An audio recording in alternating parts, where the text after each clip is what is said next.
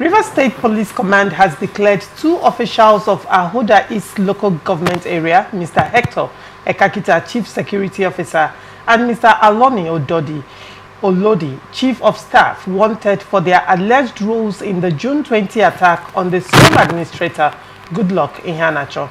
According to spokesperson Grace Iringekoko, the suspects face charges of criminal conspiracy, assault, attempted murder, and theft. Iheanachor was reportedly beaten by a group of about 30 persons at the council secretariat, forced to sign a document under duress, and had personal and official items stolen. Despite police summons, both suspects have failed to appear. Commissioner of Police Olubenga Adepoju warned that anyone aiding them will be prosecuted.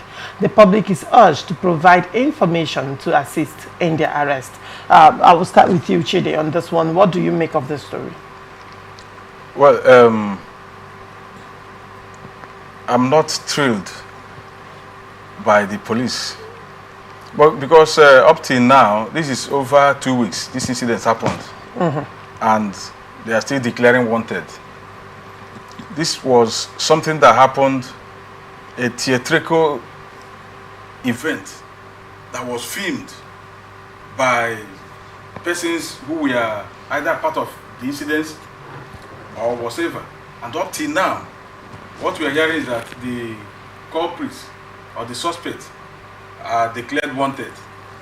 My question is, where were the policemen attached to the sole administrator when all these things were happening? Are there no security outfit within the vicinity of that local government council? And what was their response when all these things were happening? Because I got to understand that this happened in the office and not in his private residence. So I want to say that police is also questionable in this incident that happened. Okay. All right. And Honorable, what do you make of this story? That is just clear proof of what happens in our polity. You know, a situation where those who assaulted the administrator were not strangers. And it is a pity that you are talking about people like the chief of staff. Now, if they could do that to their own, what would they do? What would they do to somebody else? It shows you the kind of politics, roughnecks that we have, showing their faces, ugly faces, in the midst of politicians, and ready to crack heads, break legs, you know, even murder people. You know, it's sad. I don't disagree at all with the lawyer here that the police is foot dragging. You know, all these threats. What it means if the police is warning that anybody found aiding them is called problem, means that police is come against a stone wall. It means that is aware that some powerful persons are standing behind these guys, because what you see there, let's call it the spade. Then they are members of GDI, and they struck. So who is shielding them?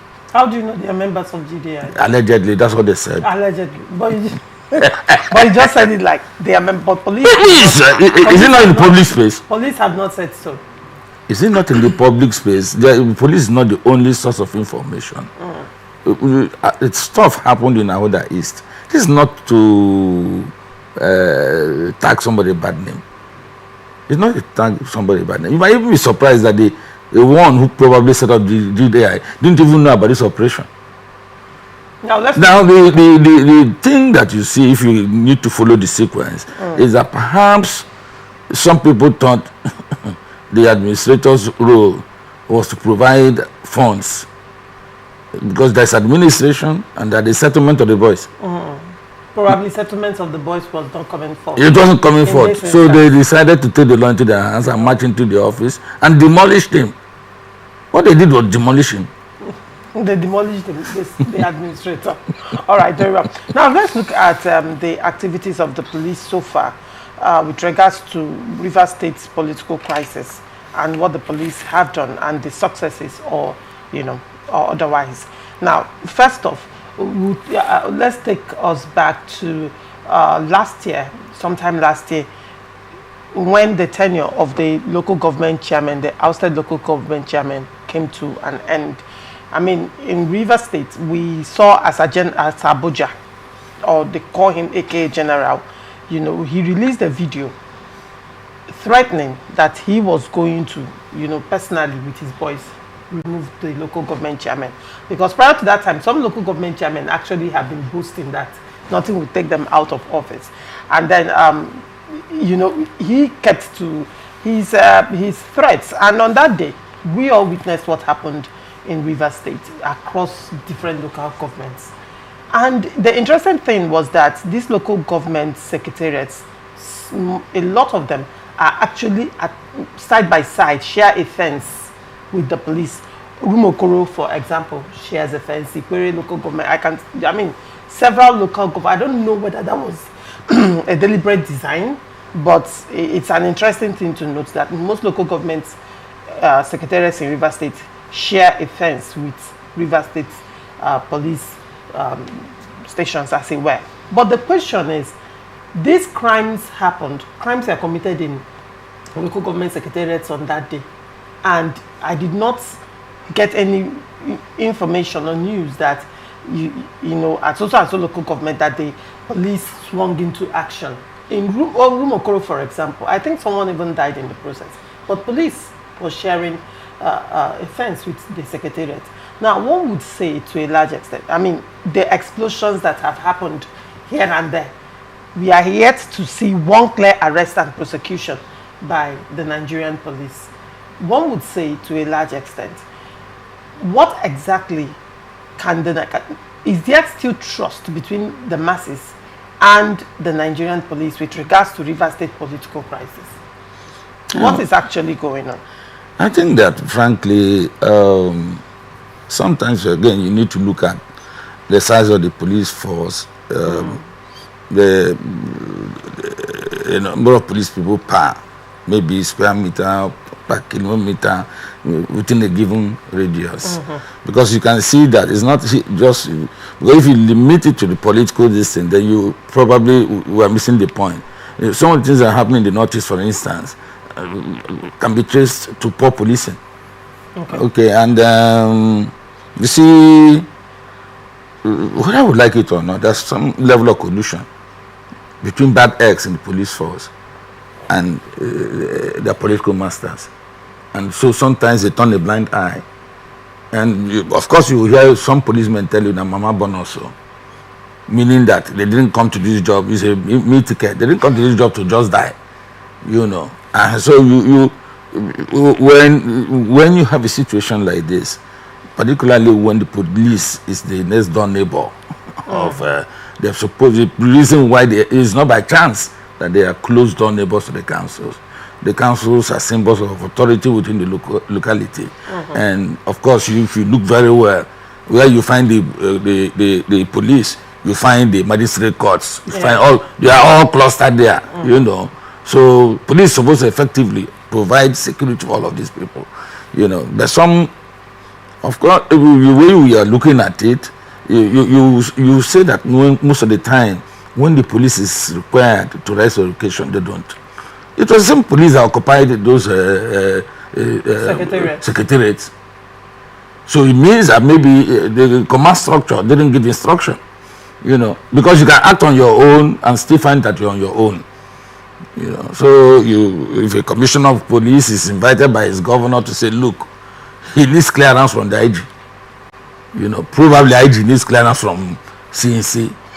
You know, so by the time this chain of commands react, something will go out of control. You know, so this is the thing. The police is not truly independent. No. The police, you can't say the police is independent. And you can see what's happening that the CNC itself is saying now, we want community police. All right, very well. Chidi, there's some concern that I have. And generally, since Rivers State crisis started in 2023, I have always asked questions. Why is it that the police is unable to make clear arrests. In fact, the only arrest, to the best of my knowledge, that the police made twice was one, the explosion of the River State House of Assembly complex, and they were prosecuted.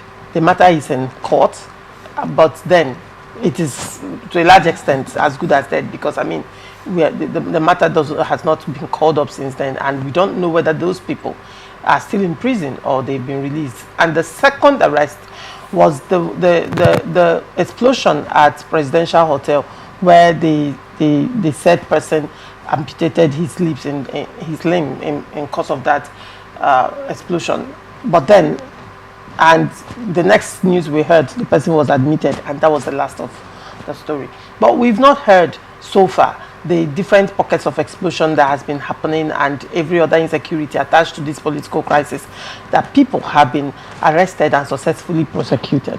Chidi, this concern, is it not valid? Why is the police unable to, follow up duly to the end of the matter? There is this adage that says, he who pays the piper takes the tune. I align my thoughts with the Honorable, but where I differ is where he said it could be shortage of manpower. Okay.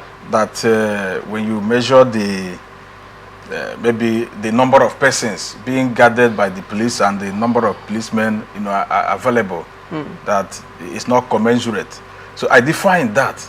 That is not it. How many are the Israeli entire military force that is conquering the Middle East?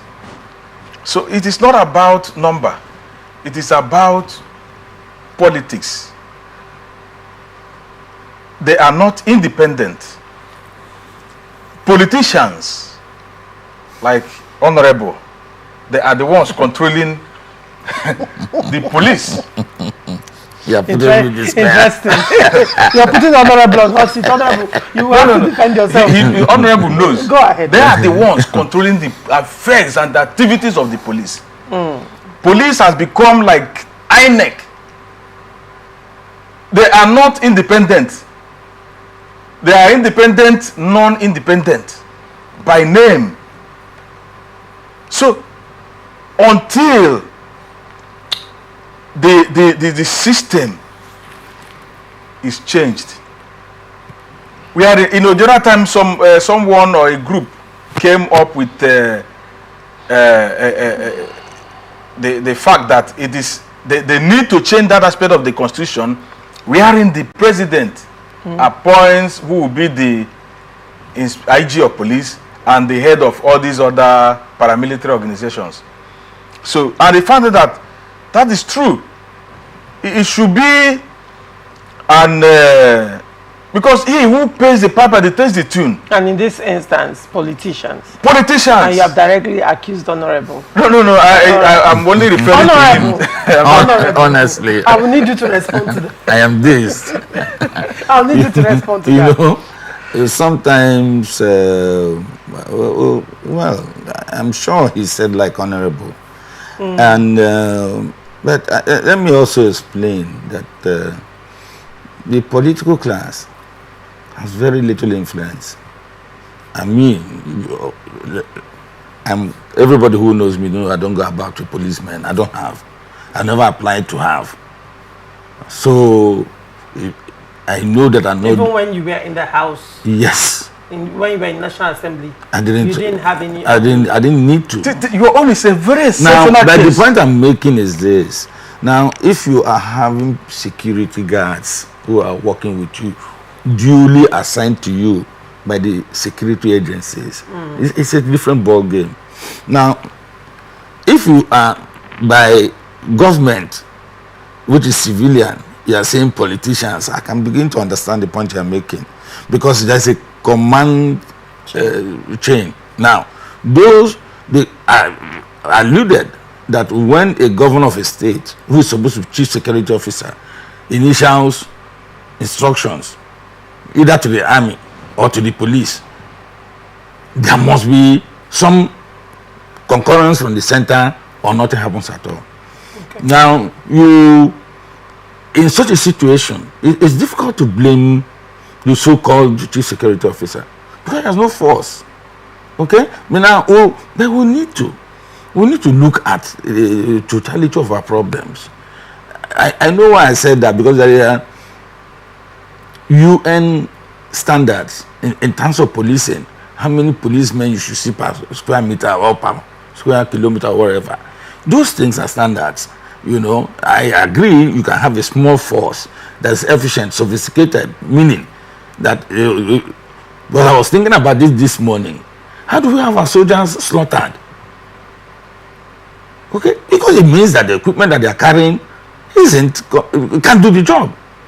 And it also means that the officers in the police force, in the army, are unable to say, this is what we need to work with. Those extra funds that we are spending here and there, because if security was important to us, then we will spend more on security. And we are spending more on security. Because there's security, what do you call them?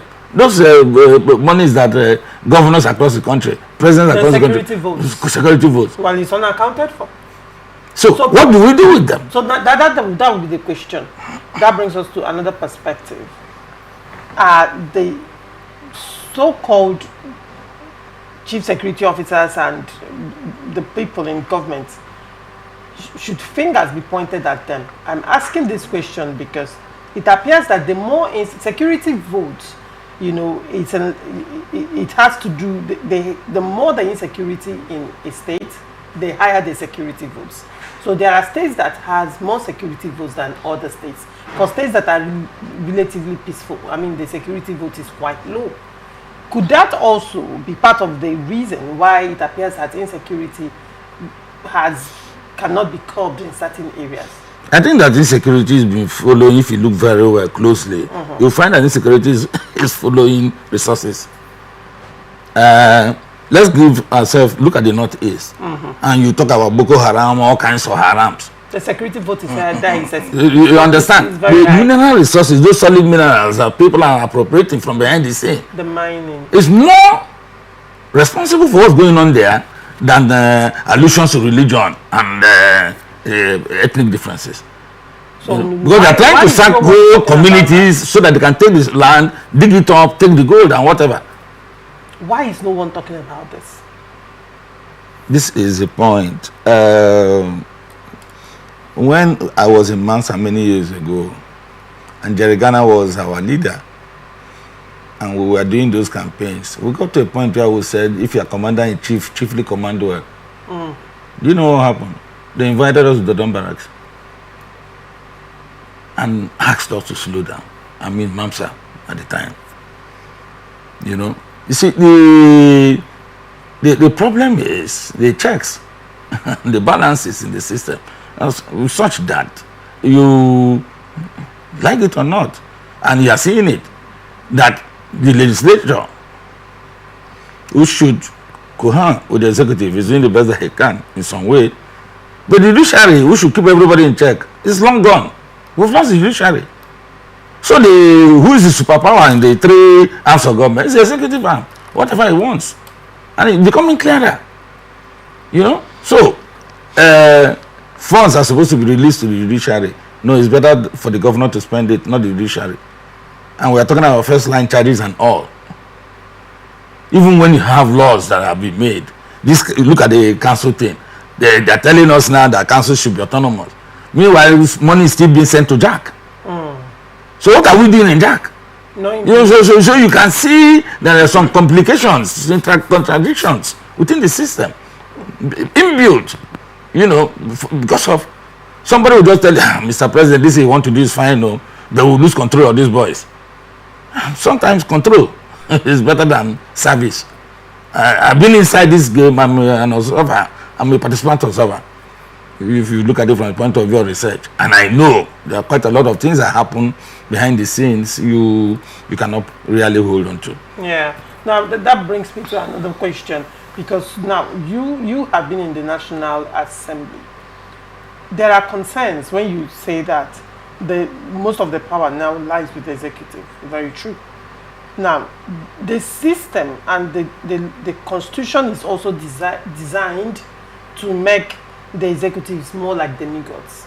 Because if we're talking about independence of these arms of government, tell me how the executive will have to appoint the chief judicial officer in the state and the federation, as it were. I think that if you look at the way, I think the lawyer have a better place to answer it. But okay. Let me just say here that you have a system that makes it possible for the executive to approve. Can't the National Assembly amend these constitutions? Look, to that extent, whittle down the power of you borrow.